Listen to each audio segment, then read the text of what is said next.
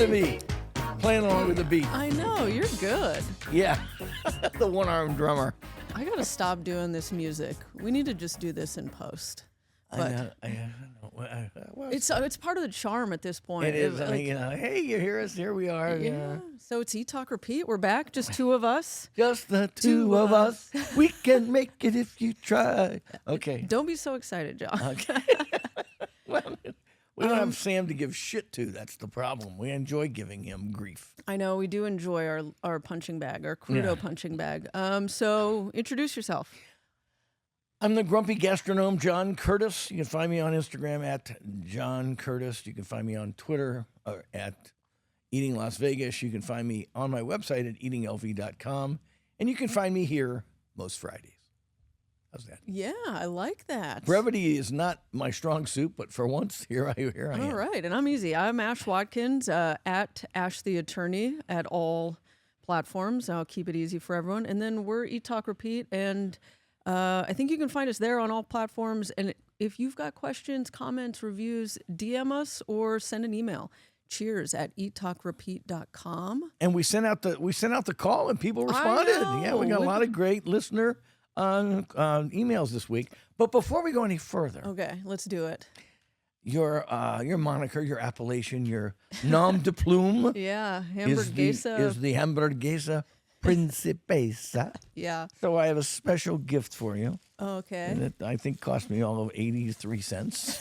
Okay. Those are the best gifts. And here we go, just for you. Oh my For goodness. your for your kitchen magnet collection right here. Oh my gosh. This is like a fridge magnet? It's a fridge magnet with a big ass magnet on the base of the cheeseburger. Oh my gosh, it's squishy. I know, it actually looks like you could eat it. I'm going to put it on my fridge, but down at the bottom and see how long it takes for Rocky to go and try and eat it. Oh my gosh, this is pretty realistic. Yeah, it is. But Yeah. I saw it. We saw it. The food gal and I saw it at Caesar's Palace, and we had to get it for you. Okay. Yeah, it doesn't smell like a burger. No, it doesn't smell like a We'll burger. talk about burgers thank a you. little Yeah, bit later in the show. We're coming. Yeah, we do, because we're coming up with our list for the steakhouse burger competition. And I was running the list by Mr. Hollywood, and he goes, I don't think anyone has ever done something like this. I think it's going to be. I think we're biting off more than we can chew. Well, we might have to dwindle the list down. Yeah. I think there's going to be a culling of the herd. Yeah, here. but I went through and I kind of just started and tried to figure out what steakhouses on the strip or very strip adjacent had a cheeseburger, whether it was lunch or dinner. And it's a lot. Yeah, I think you left out Carver steak. They don't have one. And they don't have a burger on the menu? They have some like Philly cheesesteak. Oh, okay. There you did the research. Good for Yeah. you. Okay, yeah, we'll talk about that a little bit later in the show.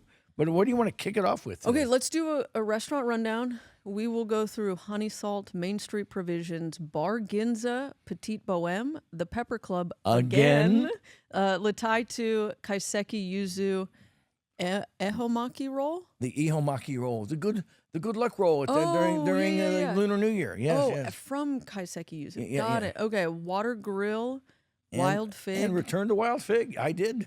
I'm proud of you. Man, you know, I had one meh item there, but one that knocked my socks off.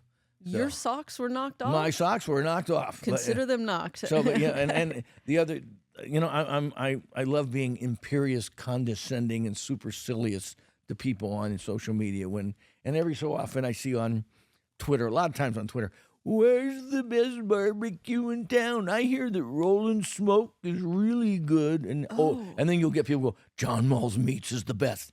And when people say those two things, folks, just write them off. They don't have a clue about Q. But Wild Fig is the real deal.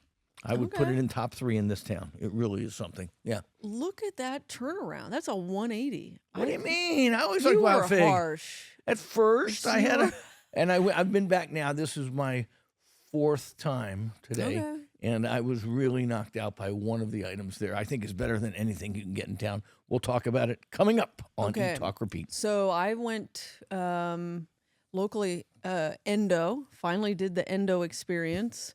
Japata again. You sparked my memory. Rollin' Smoke. Right. I'm sorry. I know. Okay. And then, of course, May Daily. And Don't you like, isn't Mayday like a private club there it's now? like Cheers to me at this yeah, point. They always know your name. Yeah. Okay. Yeah. Good.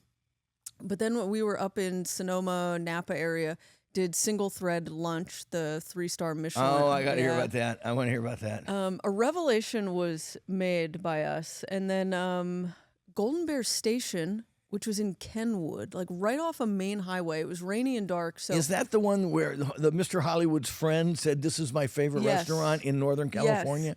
Okay.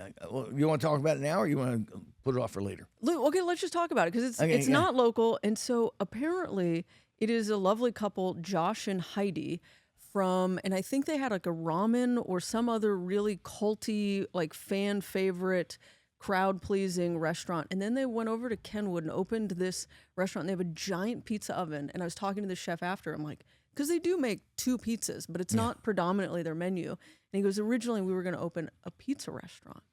And so we have this giant. We got stuck with this big oven. Yeah, so they have this giant pizza oven, but it's just a really classic California cuisine, very homey, not fussy. Like they served great oysters. They did these mushrooms, and it looked like an egg yolk. And it's almost like very upscale finger food.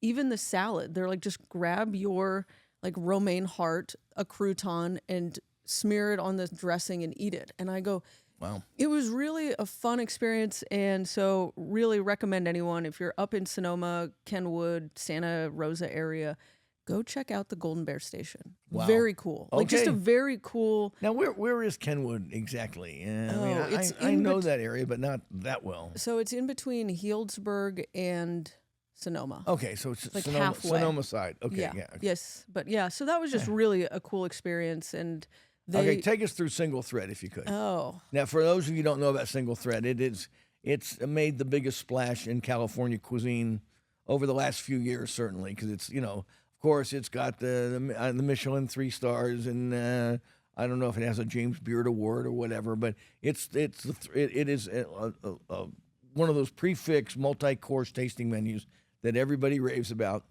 and I'm dying to hear your conclusions and your review. Oh my gosh!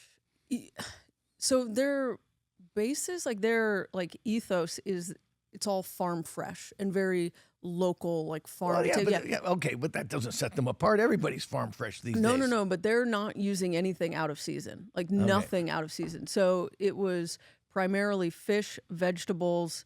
There's a giant Japanese influence. You start with a kind of a sashimi course, and it's got this live centerpiece in your table, and each little dish. And they're not stuffy. A lot of times when you go to Japanese restaurants, they're like, you must eat it in this order.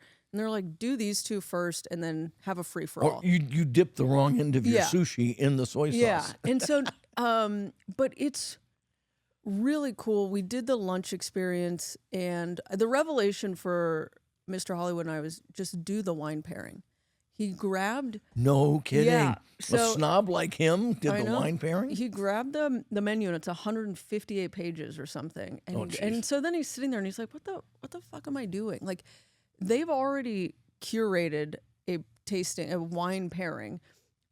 I don't even know. I haven't seen a menu. I have no idea what's even coming to me. Yeah. How do you match that up? And so, we joked. The first time we all saw the menu was at the end when they present it to you. And I was like, oh, thanks. Now, thank you for telling me now. You're flying blind. Yeah. Now pick a wine, sir, even though you have no idea what's coming. Yeah. But so that was kind of the revelation when you're going to these fixed menus. Just do the wine pairing. Don't sit there and try and figure it out yourself or tie yourself to one bottle for the whole experience.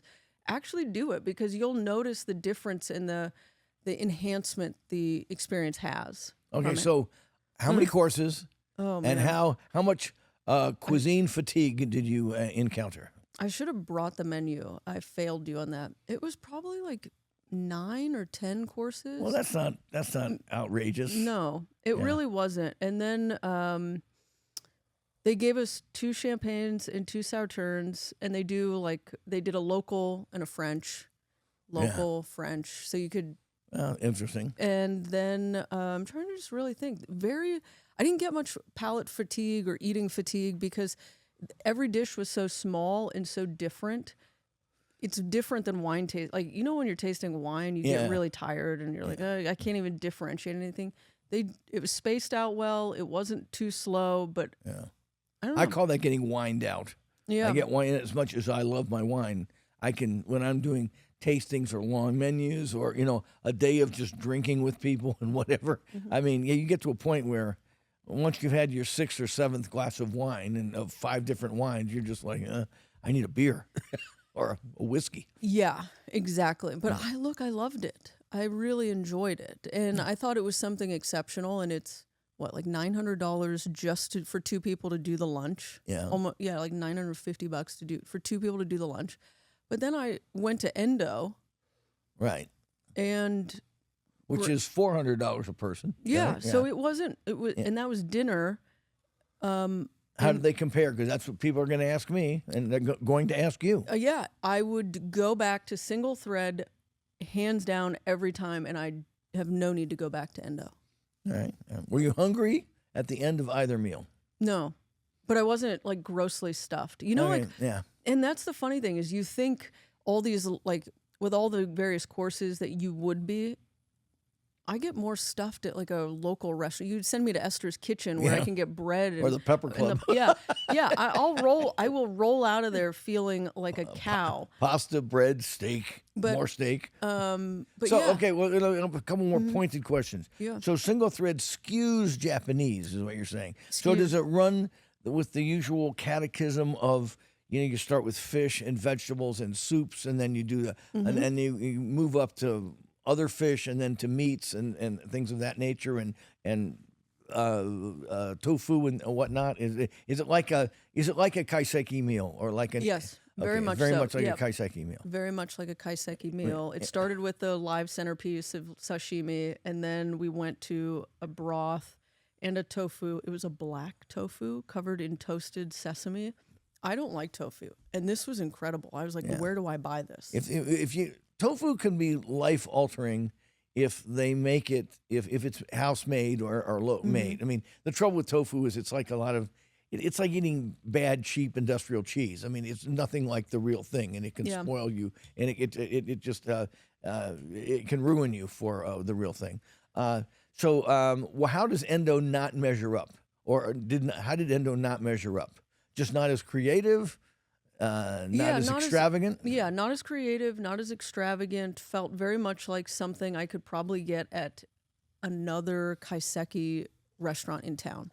Single Thread was doing stuff that you can't find elsewhere. And I go... Like black tofu. Yeah. With local toasted sesame that they insisted on growing. You know? Like, okay. Yeah, I mean...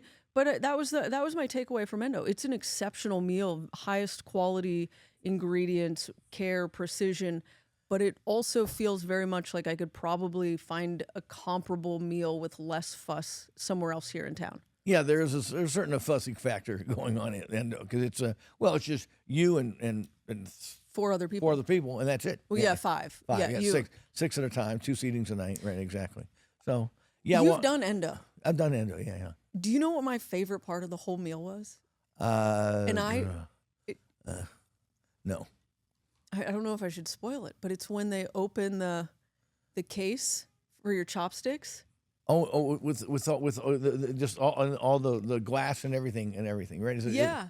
Yeah. You did that, right? Yeah. I'm trying to remember. It was a few months back. It's they do a broth course, they do a few courses, and then when you're getting into the chopstick portion of the meal, all of a sudden the little server comes over and she just lifts up a panel on the sushi bar that you don't even. You don't even understand. You just think it's part of the decor, the furniture. And they lift it up, and that's all these plates. And so then they go. Glasses, it's like basically I like forgot that. Yeah. Pick your lightsaber kind of deal. It's like pick what color chopsticks you want. I think you can pick your sake glass too as well, right? Well, you pick the rest for your chopsticks. Stick holder, yeah. So it's you pick what color chopsticks you want, and then what chopstick holder you want. And they've got like croissants. They had French baguettes. They had. Yeah. I picked the giant tomahawk steak. That's like, and so it was like this is the. They had a little wiener dog that and so everyone kind of spends this fun time picking. Yeah, well, I thought Endo was a lot of fun. I really did. I mean, and some of the dishes there that he's making in house. I think I can't remember. It's the one with the salmon roe and the tofu that he makes. It starts with a K, and I can't think of it right now because I'm blanking on my Japanese foods. And you eat it with a spoon? Right, you eat it with a spoon. That It's was so really good. and I and the Wagyu beef he gets, I think, is otherworldly too.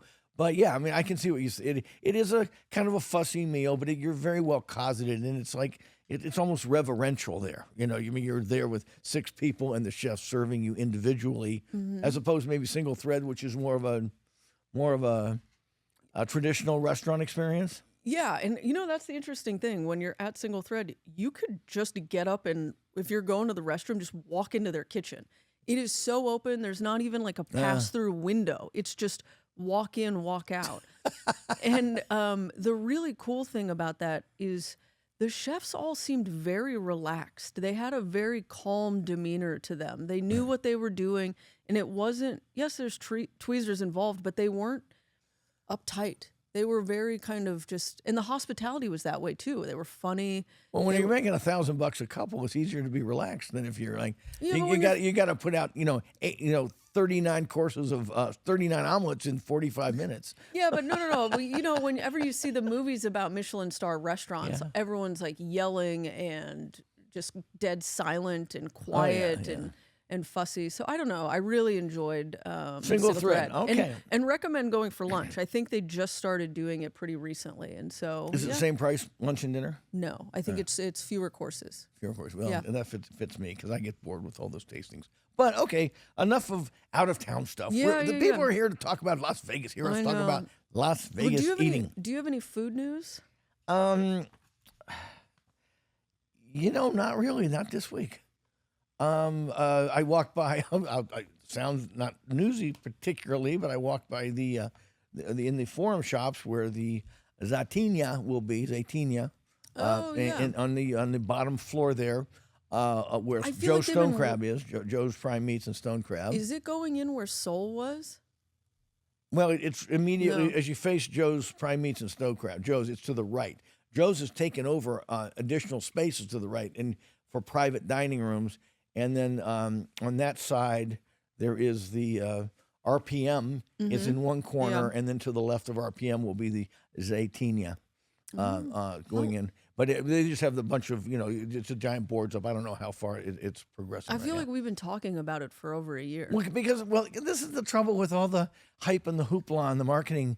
They announced it, back last summer. Like Jose, Jose is my friend. He was here and I saw him last May, was it June? And he was telling me all about it and I put it on my website and I showed him with the cookbook and everything. Well, that was like June, July. And now it's 6 months later and it just looks like it's still under construction. Yeah, I feel like we were talking about this before we were talking about Bizarre Mar. Yeah, good point, yes. But who knows what the deal is. For what it's worth, the food gal and I were strolling around there, and we've been going to the forum shops now for 20 years plus. And I don't know. I think he's got to have it. Jose should have his head examined. Didn't he sell? He made a partnership with Simon Malls. Yeah, Simon Malls, and then you've got the RPM and all that whole restaurant group has got the rest of it there. But it just seems to me like they're trying to create a food court, an upscale restaurant court atmosphere on that lower level of the forum shops, which used to be on the top level, and that's been completely eviscerated. That's a ghost town now. The third floor of that far end of the forum shops, and I just looked around and went, are they going to pull lots of people in? So we ended up strolling into RPM, which is a very nice Italian restaurant. Had a drink at the bar, checked out the wine list, overpriced. But and they were doing good business. This was a Tuesday night, and they had a lot of people there. So who knows? I wish them well. I love Jose and I love his restaurant group. So they can make it. If they can't make it, they can make a go of it. I think anybody can. They can. Well, if they can make a go of it at the Crystals, they'll be just fine at Forum. Yeah, and survive for how many years now? Like 11 years at 10 years at Sahara. Yeah, agreed. So that's the only food news we got right now. I read something about what's going in where the Sundry was. Have you heard about this? The Sundry out there across from Durango Station. Yeah. No. So I was out there recently too. For what? the food gal. We're a couple old retired people. We just drive. You just we putz drive around trying to find a hot slot machine. Do you gamble at all? No. Okay. Gambling is the one vice I have never had. Okay. Yeah. So apparently, there's a Asian food hall in Honolulu called Stix Asia, STIX, and they were watching the Sundry, and as it was starting to announce its closure, they reached out and they said, we're interested. And so it's expected to open Q1 of 2026. It will not have QR codes. They're going to take over. So it'll become a Hawaiian food hall? It's going to be Asian. Asian. Yeah. So it'll be like, I think they said 75% Japanese, 25% other Asian. They're also welcome to Hawaiian influences. But yeah, and so I think they're expecting like 12 concepts will go in there. Well, being more focused and curated that way, I think will make more sense because the Sundry was all over the map. Remember that they had ramen bars and they had a barbecue. They had a place that said there was going to be ham and oysters. Remember, they had a bunch of right. Remember the oyster guy? Yeah, there was an oyster bar. Shucking oysters, and then they also had Serrano ham and Kentucky ham. It was bizarre, and there was a lot. And then they had like 15 ghost kitchens that you just ordered off the QR codes, and the food came out. So to me, it was just a terrible concept from the get-go. So that sounds pretty good. But yeah, no. So these will be more individual restaurants, smaller. Communal space, so you'll go and you'll have like a yakitori or a ramen experience or dim sum. That might make it. I think it will, because it reminds me of the food halls that I've experienced in Southern California. They work. They're very nice food courts, but you go to each individual location. Right. You don't sit in some middle communal area. food herd where they wait for the food shop. Okay, so let's keep moving on because we want to keep this thing moving today. So, where else? We're going to talk about letters from our fans. Let's go into our listener questions. Yeah, let's do that, and then we'll start doing our restaurant rundowns a little more. Silver Storm on Instagram messaged, updating us because I was bringing up the brew house when you were talking about Echo, and he says that. Let's see if my information's correct. The brew house that was going in where Echo will be pulled out. So they had to find someone that would come in and replace it. He thinks Echo and Chef Nat is a much better fit. I agree. We've got a ton of breweries already down here. So I think another one. I mean, just how much beer can people drink? Don't answer that. Yeah. Also, still waiting for everyone to check out Chin Chin across from Pepper Club. Right. Have you been? That place has been. Remember, I worked at City Hall for 10 years, and I walked back and forth when they were promoting that place and hyping this place as opening. It opened under some concept and seemed to close right away, and now it's reopened as Chin Chin, a seafood bar. I mean, I don't know, guys. I mean, I'm just saying seafood-centric restaurants don't sell in the high Mojave Desert. I mean, there's nothing I want less when it's 120 degrees. Yeah, I mean, and I just look at it. I walk by it. I want it to succeed. I don't root against any restaurant if they're good cooks and passionate about their product. But I just don't see that having any kind of specific gravity, any appeal to pull people in. A seafood bar and beer bar across from Letty's and across from the Pepper Club on Main Street in sort of a wasteland area over there just seems like an ill-fated concept to me. But I wish them well. But you haven't been. But I haven't been. So I look forward to eating my words. Okay. Are you going to go? At the point of a gun. I mean, look at. Where will I get you to first? Poppy steak or Chin Chin? Okay, you got me to the creamery, okay? And I live to regret it, okay? I didn't get you there. I think that was the food gal. It was everything I thought the food would be and less. And so, I do have a certain nose for what works in this town after 40 years of eating here. So anyway, Elliot on Instagram, restaurants need to bring back dress codes. Ooh, interesting. Yes. I was listening to our friends at CityCast today talking about Valentine's Day, and they interviewed Phil Zhang about and another lady. I apologize for not knowing her name She's some foodie influencer gal who seemed very nice and knowledgeable on CityCast. But somebody asked Phil, do any restaurants enforce dress codes anymore in Las Vegas? And I do think, Joel Robuchon does to an extent. Guy Savoy does. And I know, and Phil just popped in. Golden Steer. Golden Steer. He says, Golden Steer sends people away every night. And he recounted an anecdote of he was there and there was 4 influencers showed up with big followings. And some of them were in like flip-flops and shorts. And they were just, they had reserved this to do like a whole, the whole influencing thing where they're like, recording and talking about it and TikToking away. And he said they were asked to leave. And he said, Good for the Steer. Good for the Steer. Well, they can afford to do it. Let's face it. I mean, bully for them. But when you're that successful, you have that latitude to do it. To just say, not tonight, folks. Yeah, but that's always the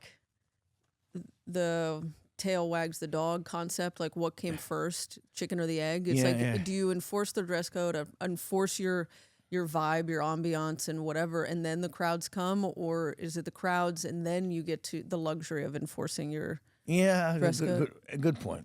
Okay, moving on. What does John say? I want to express my gratitude for your fantastic podcast. Thank you. Impeccable taste, John, in podcast, as you do. Yeah. Okay. Even though I live in San Francisco, I make tune you in. I've discovered amazing places to eat during my visits to Vegas, including taking my wife to 1228 Main for her birthday, and a friend group. Most thankfully, from eating and pivoting a friend group away from eating at celebrity places to Yen and Esther's most recently. So thank you, John, for paying attention. and I love it. And your good taste. Okay, and then John, thank you, Mercy, for the kind words. I paid scant attention to the SoCal. Oh, that's you. Oh, That's your reply. Oh, yeah. Oh, yes, that's right. Okay, I'm reading my own words here. He wanted to know if I knew anything about what's going on in Southern California and San Francisco. And I have to say, I just don't pay attention to them as much as I did 10 years ago. Wait, I do know. I think there's a lawyer friend of mine from Southern California's son, I think was just recognized on James Beard for an LA restaurant called Etra, ETRA. So if you want an LA restaurant, start there. All right, there you go. Okay, we've got to speed these up a little bit. Matt wanted, as a kid from Brooklyn, he's never had a bad pastrami sandwich. I've had the worst, what they call pastrami on rye. Just for the record, I tried Bagel Cafe, Bagel Mania. I live in Summerlin near Lake Mead. Thanks for all your reviews. And what do you suggest? I said, look, I don't know, but likely due to convenience, I just kick my pastrami Reuben sandwich craving by going to the New York Bagel and Bakery on Rancho. Okay, we'll do a little digression. Not only that, we'll go off script a little bit. Okay, I'll just do my quickie thing about wild fig. Because now just there you go. Ralph. There's a life-changing pastrami in this town, and it's at a barbecue restaurant called Wild Fig. Where you have to eat in a parking lot. You literally eat on a picnic table in a parking lot, but their pastrami will literally have your eyeballs rolling in the back of your head. Wow, is that good? It is so good. I mean, it was as good as the burger was disappointing. I hate to be so, kiss slap here, but I have to. I didn't care for the burger at all. It was like a steamed burger. It was thick, steamed. It wasn't as particularly beefy. I didn't care for the burger was hyped to me by multiple people, and it had these long stringy onions on it. The cheese wasn't melted. Was this your first time having the burger? Yes, but how many times can I? What am I supposed to go back for? Now am I supposed to go back again to see if it gets any better? No. Don't give me the first time. Yes. No. The burger was a disappointment, but don't worry about that. The burgers are only available on Thursdays, and you'd think if they only make them once a week, they could figure out how to melt the cheese on them, but they didn't. Okay, and they steam them rather than griddle them. It appeared they were very gray, very odd meat. I think a person on Instagram went, "Oh my God, they're fantastic! Did you try them?" I said, "Look at the picture. The meat is gray. Okay, it looks like a steamed cheeseburger that actually is a thing in certain areas of the country, but not here." So anyway, but the pastrami, Wild Fig pastrami, go get it, Ralph. You'll love it. Okay, Matt says, fried sushi roll. Does liking a fried sushi roll, the whole roll is fried, make me a food heathen? Yes. From Matt.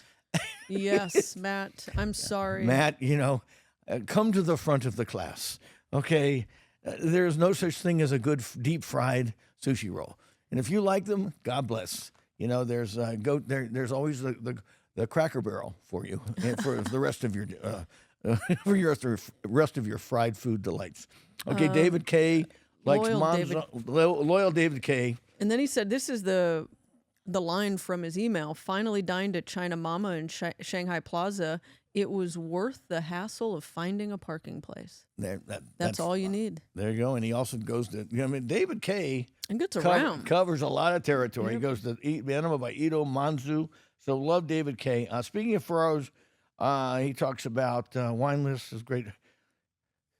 Oh, yeah, he compliments the wine list at Anima by Ito, which we've done a lot. Yep. So we got a field report from Chamanas from David W. Yeah, he said he liked it, but it was empty, and that was kind of sad. Yeah. Yeah. So, okay, we're going to have to move on to our restaurant reviews now. Thank you all for your cards and letters. Keep them coming. Keep them coming. We will get to any that we missed in the next show. The one we mentioned from Terry. He listened, and he respected my plea for emails, and so he shot us an email, and he said his favorite spots. He's a big fan of Balla, Italian Soul, Vetri, and in Newport, he loves Bello by Sandro Nardoni. Fun fact, I know Bello. Well, smell you. Yeah, and the funniest part is I knew him before he was at Bello, and he would always go, ciao Bella, like truly. And so when he opened his restaurant and called it Bello, I was like, perfect, Sandro, perfect. Chef's kiss. Well, he said he also spent $500 on sushi kami and found it not exactly worth the prefix price. We agree. And I agree. Yep. There are a couple of those things that I'm just, there's good fish in this town that you don't have to pay that much money for. All right, let's take a break and then come back, do our reviews and any pet peeves. We'll get it done. Yeah. Okay. I'm the best. Personal injury law has been the same for a long time. The best. Big egos, greed, and sleazy schemes. We've had enough. Welcome to Sam and Ash, the new standard for personal injury law, where things are done the right way, because you deserve a team that delivers real support and results. When you have both, your whole world can change. Sam and Ash Injury Law, because you deserve what's right.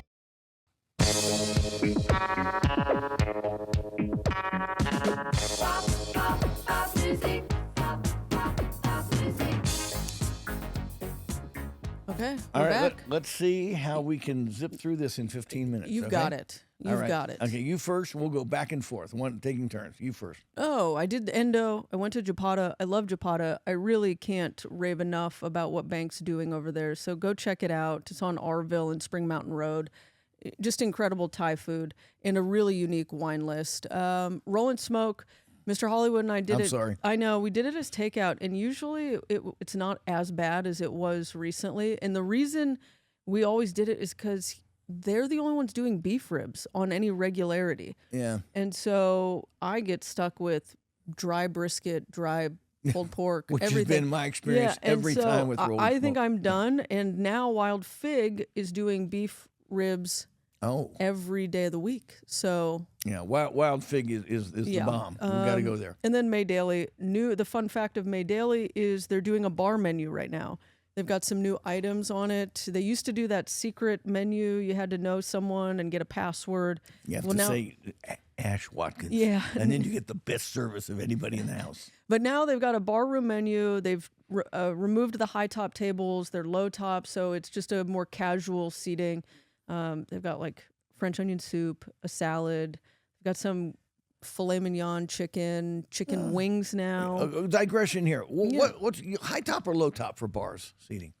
Oh, I don't really like high top. Okay, so if I'm just drinking, Yeah. I'm okay with a high top. Yeah, But if I'm just drinking, yes. the problem with most high tops for eating anything substantial with a fork and knife, Yeah, is your elbows are up. your elbows are up like chickens, and you're like this, and they're usually too small for multiple people. Right. So I think it's a good move. I'm excited for them, but I think they need to get the word out. May Daily, Valentine's Day is coming up. Yeah. They said they are almost entirely booked, if not all the way booked, but someone asked us for a family restaurant for Valentine's Day, and I was like, "Who does that? Just go buy a pizza, and go home." But I want to take my 9-year-old out for Valentine's Day. yeah, but if you have like adult or teenage kids or college age kids, and you want to go out, May Dailies has a 10-top table. That's right. It has a big ass. And it has a big ass table. And he told me, he said it's still open, so go check that out. And those are my reviews. Yeah. Well, Honey Salt, May Dailies is great for a crowd, and you know, it's just a nice vibe for a steakhouse with lots of non-steaky stuff to eat. Oh, and my other family friendly place was Ferraro's. I think Ferraro's would be a. You want to take a family? I think mine was Monzu. Yeah. Monzu, of course, as well. Okay, wait, but can I rebuttal on Wild Fig? I assume we're done with your Wild Fig review. Yeah, I don't want to trash the burger too much. I was just so underwhelmed. Okay. I couldn't wait to talk about it. So I was up in that area of town kind of recently, last 2 weeks. I went up there and I got it to go. And I got the burger, and I had never done it before, but I got it there like Oklahoma style with the jalapenos and the grilled onions. That's what we got. I had never done it before, and I was like, F it. Today's the day. But I got it to go, and when I ate it, I was like, holy steam. The bun was entirely soggy. I noticed it too. Yeah. Also, I think the meat patties are thicker than they were before. They were giant for a double. I was at first impressed and then appalled. Yeah. Because they were too big for a double burger. Yeah. And then I was offended by the stringy whole grilled onions. Like you can't bite through them. And so then you just end up with stringy long onions dripping off your face, which you thought was ramen. I said it was like noodles. They felt like noodles. They didn't taste like. What are these things on here? But yeah, so look, I just chalked it up as one. I don't like whole grilled onions. Had I known, 2, I probably shouldn't have gotten this to go. Yeah. But you got it there. So 3, maybe they're doing something different. I don't know. But it is definitely dropped on my. It is a great, if not the top 3 greatest barbecue in Las Vegas. But I just can't recommend the burger. That's all. Get the pastrami, folks. Yeah. You will be talking about it for days, as I will be. Now I'll let you go. So now we'll go. I hate to extend. Honey Salt. Took a couple of my old colleagues from the city attorney's office out to Honey Salt, and we had a great time. And I left Honey Salt the way I always leave Honey Salt. I mean, thinking, gee, that was fun, and the food is not as good as it should be. All right, for a place with that pedigree, I've been to Honey Salt dozens of times now, and I just always end up looking. I mean, we had a lobster quesadilla that looked like something you get at Roberto's Taco Shop. Ooh, a lobster quesadilla. Yeah, and I mean, it was just, everything I got was we were just kind of pushing food around on the plate, and I'm trying to remember I got to look at my posting on it because, of course, I don't. I eat out so much, folks. I forget where I've been. But I'm trying to remember the thing that I like the most or the worst on it. Hold on a second. I guess it's a podcast, so I can do this, right? You can do this. Yeah. Oh, I got the fish and no. God, that's the thing I actually liked. That's the thing I actually liked. Okay. Oh God, folks, I'm glitching up. I got the lobster roll. Thank you. I thought I got the fish and chips at Main Street Provisions 2 nights later and loved it. But the lobster roll was just pathetic. And they make a big deal about their homemade fried potato chips, and they're greasy and they're either too hard to bite into or too undercooked or overcooked or too thick or too thin. I mean, it's just everything about Honey Salt just seems sloppy to me. And so I started complaining about it to a chef friend, and I said and he goes, "Did you look around the room, John?" And I went, "Yeah." And he goes, "It's nothing but soccer moms drinking iced tea." Okay. And I went, "You are right, muchacho." That's it. So for that crowd, it probably hits all the right buttons. But for me, it's just, and the wine list. I mean, the wine list is. They have wine? It's just embarrassing. Yeah, like 6 different selections or something. So don't Honey Salt. I wish I. I'm going to ask, is there like a Sutter Home on there? Yeah, I'm sure there was a Ravenswood, a Sutter Home, a Behringer, Yeah. you know, straight from 1998, not price-wise, but in terms of selection-wise.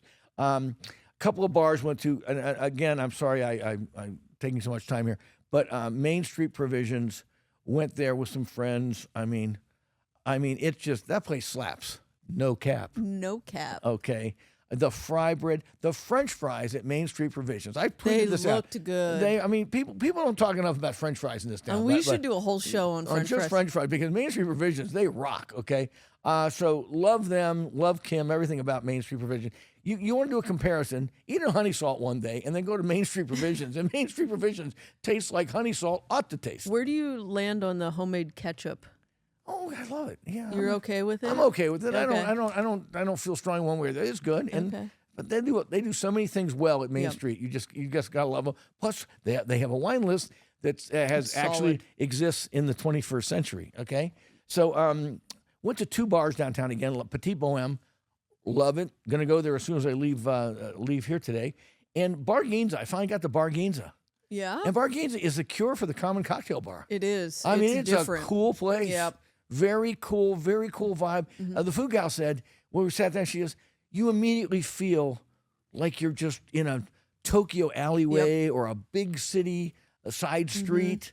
You know, it takes you outside of Las Vegas immediately. And the cocktails are great. The people are nice. It wasn't very crowded. We were there on a weeknight, though, Yeah. early on a weeknight, because we're old folks.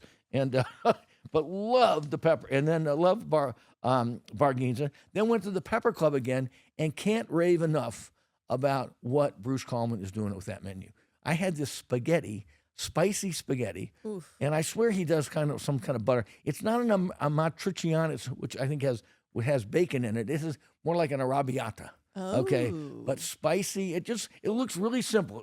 Go to my social media, you'll see. Yep. It just looks like wound up spaghetti in a light tomato sauce, It's like a spaghetti omelet. but it It's has just like it has more kick than a Brazilian soccer team. wow. Yeah, Okay. Yeah, this thing was great. So love what they're doing at the Pepper Club. La Tai 2 is now our go-to forever. I love. I'm hungry. Are you hungry, honey? Yeah, I'm hungry. Okay, let's go to La Tai 2. It's And we do it all the time. so good. What's your go-to when you're there? The waterfall beef, So good. the pork jerky. Okay. Love the beef noodles. And believe it or not, the curry, the chicken curry, the yellow chicken curry. The yellow. I do Chicken the curry. 3-color with Yeah, chicken. Yeah, really good. Yeah, so La So Tai good. 2 is a winner. Got the ihomaki roll, which they give out on the Lunar New Year to their customers at Kaiseki Yuzu. You have to eat it. The tradition is they give you a map. You have to eat it silently, facing a certain direction every year to get good luck for the new year. So this year we had to eat it silently. The food gal and I sat on our patio, faced southwest towards Los Angeles, and we eat. The damn thing is the size of an artillery shell. I mean, it's huge, and you eat the whole thing in silence, which is hard for both of us. But it was delicious. You can't talk at all during it? Well, we did a little bit. But you're supposed to eat in silence and pray for good fortune in the new year and everything. So love Kaiseki Yuzu. And finally hit the Water Grill, the best oyster selection in town. And just love the Water Grill. I mean, they have some Nantucket Bay scallop ceviche, which I think even Sam could learn something from, because they're big, thick scallops, but they are in a beautiful kind of spicy sauce. And a great selection of oysters, good service. I mean, there's nothing fancy about the place, but I think if you're an oyster lover, you got to go to Water Grill. You know what I always go there for? Fish tacos. Yeah. They're so good. Well, the food gal got a black cod, Yeah. kind of a sable fish with sort of a miso glaze on Yep. it, and it was in like a broth, like a spicy broth.